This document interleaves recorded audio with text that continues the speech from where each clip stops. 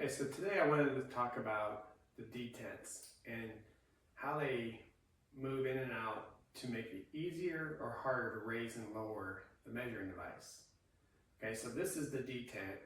There are 3 of them in the assembly.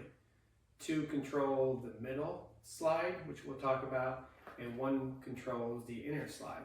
So what you have here is you have an Allen wrench that threads into that inserts into the back side of the detent, and on the other end is a roller ball bearing.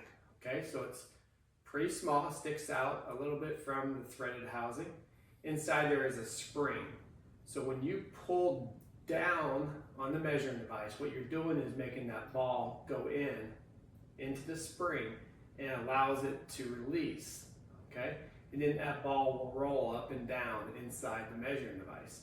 And then when it goes to the top where there's a hole, the spring will push the ball out into the hole. And that's what holds your measuring device up.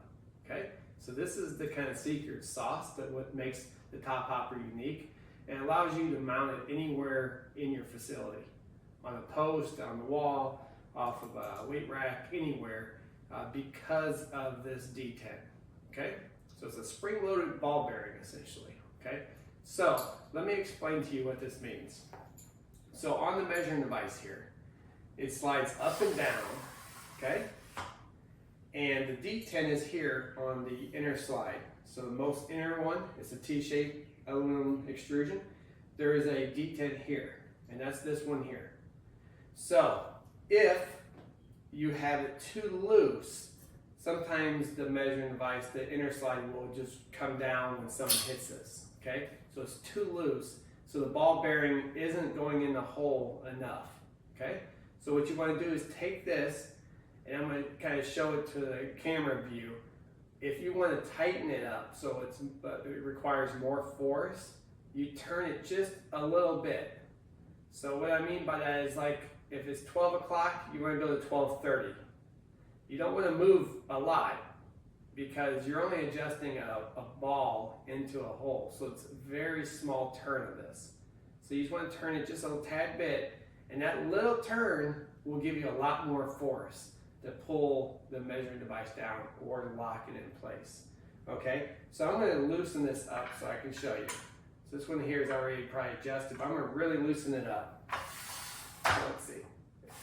See how easy it is to release now?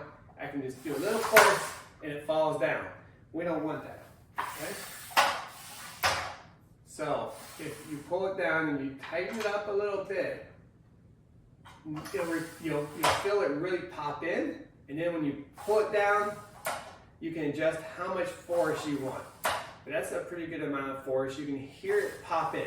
If you listen real closely, you hear that pop. What that is that ball going into a hole on the back side of the aluminum. Okay? So that's the innermost one. There's one of those. Okay? So that's this guy. And then if we pull it down even further, there's 2 of them here that control the middle aluminum slide. Okay? So if you adjust the right side, you want to adjust the left side the same amount. So in that case, a very small turn, either clockwise to tighten it or counterclockwise to loosen it to make it easier to move up and down. Okay? So I'll release this a little bit. So this is the inner slide. Okay? Or this, I'm sorry, this is the inner slide, this is the middle slide, and this is the outer one. Okay, so the middle one, the detent pops into holes on the back side of this, the very top. And on the inner slide, this detent, the ball pops into a hole on here, which you can't see unless you retract it, okay? And it's actually, you'll never be able to see it because it's inside the assembly. But yes, this is what happens. There's a ball bearing that pops into place. So you use your Allen wrench that comes in your kit and either slightly loosen or tighten it to control how much force is required. And the reason we have to have that adjustability is because on a floor stand, you may want it much harder to raise and lower because you can grab hold of the floor stand and raise and lower it. On a wall mount, for instance, it's moving around up there. You want it looser, because you're pushing up against a wall mount that's extended and it has some movement to it. So you want it a little looser, or a basketball rim mount, for instance. Okay, so it really depends on your mounting system. But Floor stand, you usually want a little tighter because you can manhandle it a little bit more. And then on the wall mount, you want a little looser. So this can loosen up over time. So this is the only maintenance you'll really have to do to it to keep the operation going smoothly, is to adjust the detent every once in a while to get the right force for you. Because they can loosen up. It is a threaded hole and a threaded detent, so they can loosen up over time. So we put Teflon tape around there to give it a little more resistance, so it doesn't loosen up as easily. And then the only other thing you'd ever have to do while I'm talking about maintenance is it is essentially a drawer slide. So we actually use Vaseline as a lubricant, petroleum jelly.